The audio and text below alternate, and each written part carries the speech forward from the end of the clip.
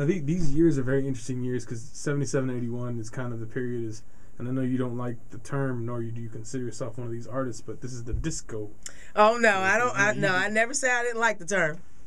I don't mind the disco because disco never died. No, it did not. Nope. Wholeheartedly. This man can I love attest it. to that. I It mean, never died. It just changed the groove and the name. Now, what? That's all I believe. What were your thoughts during that period? Because it seemed like there were really heavy sentiments from people, and maybe it just might have been in the mainstream, because the music lovers are always going to be the music lovers, but there seemed to be this backlash against like disco. When I heard the words disco died, I was like, who says that? Yeah, go tell Niles Rodgers. But think about it. If it died, you wouldn't have had the fans showing up at your shows. Yeah.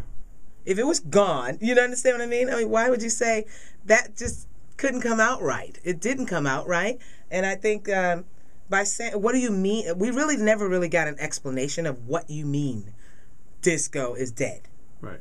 Because if it was, they wouldn't be sampling us as of 2010. Yeah. And my song is still going to be disco. It was printed that way as a disco song. So why is it on other people's... Yeah. I don't get that. But I left it alone and just did what I did. And here I am. And I just felt that it was always just a word they were talking about.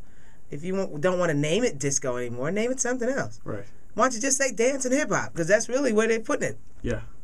No, you're right. But did you ever get a chance to see... I mean, because your songs have a certain effect on people. Like, when I first heard "I'm in Love" and I was doing what was the club, you doing? I was dancing with this young What lady was you right here. doing? No, but I mean these are songs. When I told my mom and dad that who I was interviewing today, my dad was saying, we used to go to Circus Disco in Hollywood. Oh, I hear so many stories. You have no idea. But they made babies. They took the baby out. They didn't want them anymore. They wanted a divorce. Now, when you hear the divorce part, you're like, hey, that ain't even my problem. I was talking about I'm in love. I know, I have nothing to do with it. Yeah. But it's wild.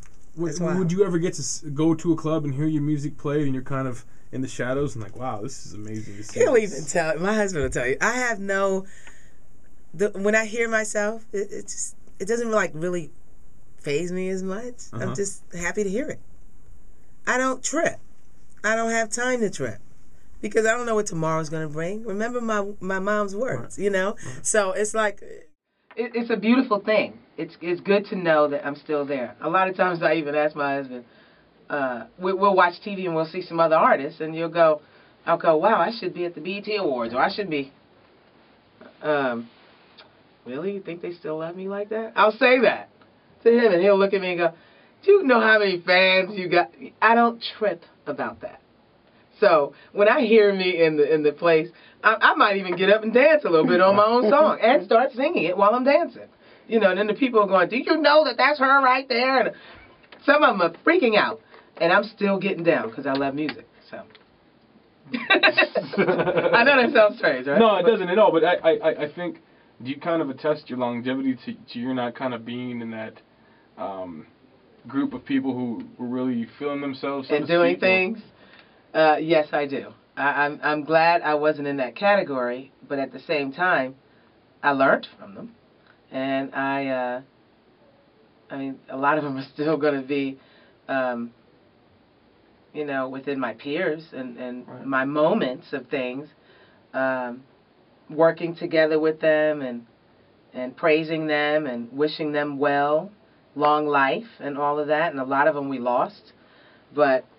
To know that I was out there on the road with them, and it feels pretty good because I did learn. I mean, you learn because it can either be you or you don't. I mean, that's just saying to a kid, you don't have to do something that's not you.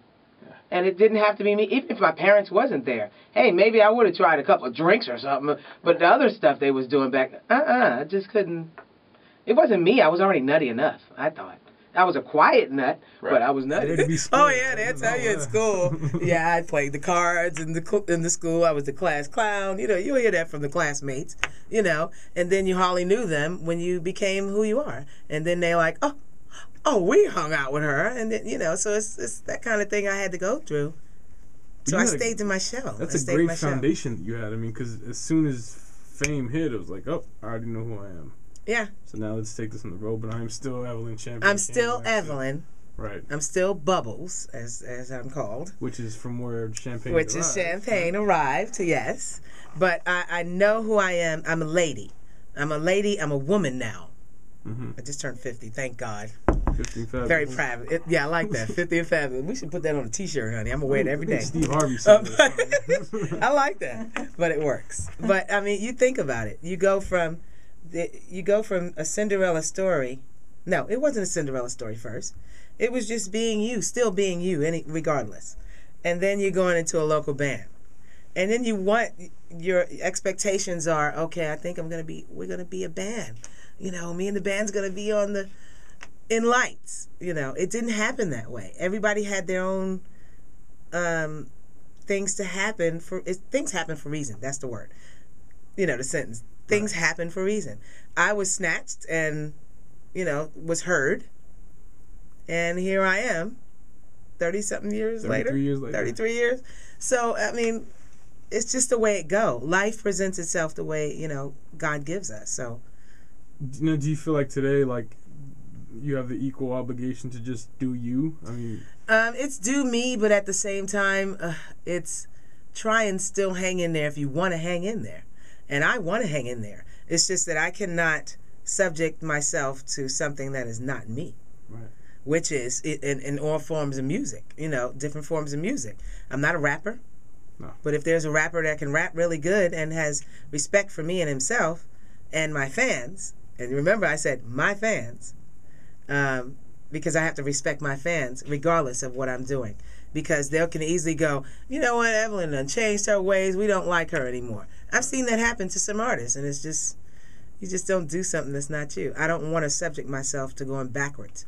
I'm very proud of who I am, and I've always gotten the respect from being bubbly Evelyn, you know, nutty Evelyn, or quiet, shy Evelyn. They remember that, you know, but just still remaining me and singing the songs and giving love songs, performing the way I perform. That's the way I'm going to remain. That's the way I'm going to go down in history. I don't know if it's right.